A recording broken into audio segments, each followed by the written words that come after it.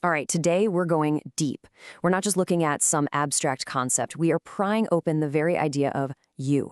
We're opening a dossier on the self, but we're going to do it by exploring four really powerful competing archetypes: the jester, the guardian, the judge, and the puppet king. So let's just dive right in and see what these figures can tell us about who we are.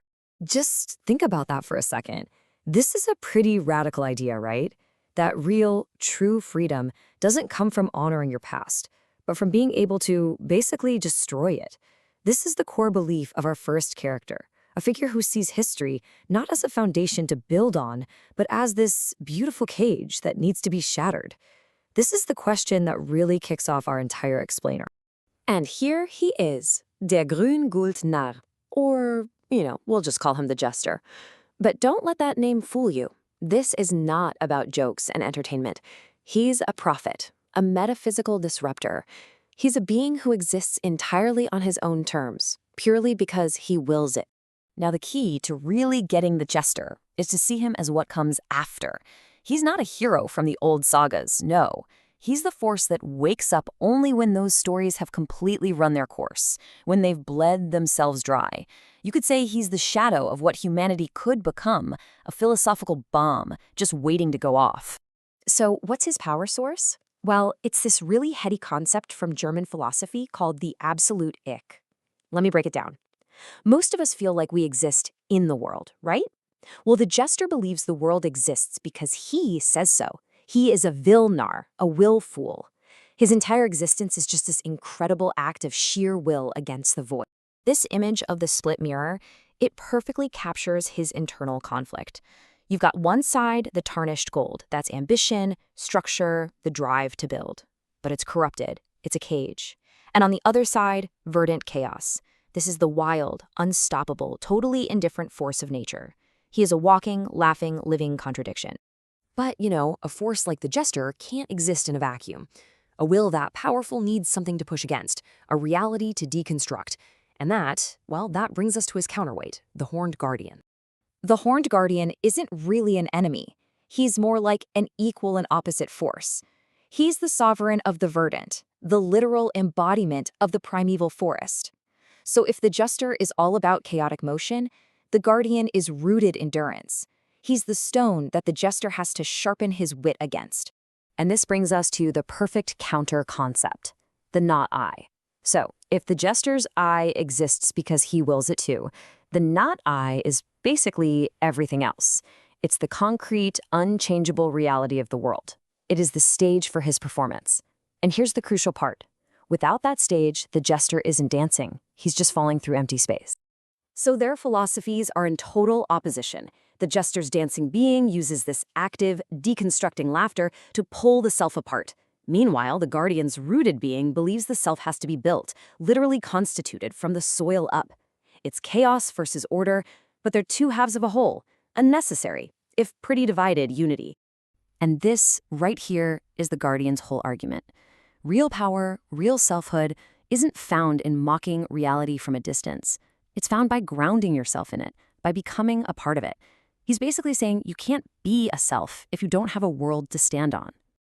Okay, but what happens when the jester's philosophy goes unchecked? What are the consequences of just tearing everything down, with nothing new to build in its place? This is where our story takes a much, much darker turn. Meet the Red Judge. And he is a terrifying warning. He is what happens when you deconstruct all value, all meaning, and you're left with absolutely nothing to replace it. He is the inferno at the end of that path. He is the architecture of the end. The judge embodies what's called active nihilism. Now, this isn't just that sad, passive feeling that nothing matters. Oh no. This is an energetic, willful desire to destroy value systems just because you can. It's the philosophy of a doer who needs no reason other than destruction itself. So how did he get this way? I mean, he was once a high judge, a pillar of law and order, but he made the critical mistake of looking into the jester's uncanny deconstructing mirror, and it just stripped him bare of this spirit of gravity, that illusion of value that gave his life meaning, and it left him with nothing. So he became this monster, this skeletal construct ruling from a bench made of charred bone. This line just captures his existence perfectly. He is nihilism given a physical form, a fire that doesn't burn for warmth or for light. It just burns for the sake of burning. It's deconstruction without any of that redeeming play of creation. And now for our final and, honestly, maybe the most chilling archetype. If the red judge is a failed outcome of the Jester's project, this next figure is the Jester's true, ultimate opponent, a being born from the Jester's own distorted reflection. This is Gibesh Shatn, the Twilight Puppet King. He represents an enemy that you can't fight with force, and you can't mock with laughter. His power is this quiet, comfortable emptiness that promises relief from the burden of being yourself. He doesn't attack you, he just absorbs you. His whole philosophy is this chilling inversion of the Jesters. He calls it inverted sovereignty. He preaches that real freedom isn't found in the struggle to create yourself, but in giving up that struggle entirely. It's the freedom from having a will, finding safety and comfort by just dissolving into the collective, into the herd. And this is what makes him the ultimate check on the Jester's power, the Fichtean Anstoß. Why? Because you can't fight a void. The Puppet King's stagnant peace just absorbs all of the Jester's chaotic, creative energy and completely neutralizes it. He doesn't have to win a fight. He just has to convince the Jester to stop dancing. And this brings us to the final showdown of ideas. On one side, you have the Jester's philosophy of eternal striving, Excelsior, always climbing. On the other, you have the Puppet King's offer of blissful surrender in the final sunset. It's the active, self-creating individual versus the self that's dissolved, hidden away in the safety of the crowd. So we've got our 4 figures, and each one offers a really different path. Let's lay them all out, side by side, and see what these paths to sovereignty, to true self-rule, actually look like when you compare them. And here it is, the whole conflict in one place. You've got the Jester's willful chaos, born from that absolute self. Then there's the Guardian's rooted order, grounded in the hard reality of the not I.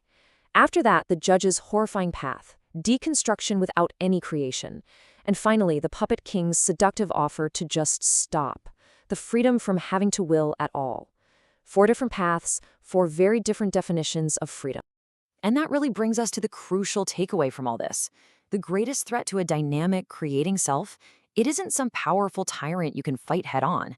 No, it's the promise of comfort, of safety, a peaceful nothingness that just absorbs your fire and leaves a hollow shell behind. So we end by turning this whole thing back to you. The Jester teaches us that deconstruction is a powerful tool for freedom. The Guardian reminds us we need a foundation to build on. And the Judge and the Puppet King, well, they're stark warnings of what happens when you use that tool without purpose or abandon it for comfort. The question this dossier leaves us with is this: what will you do with that freedom? What will you build?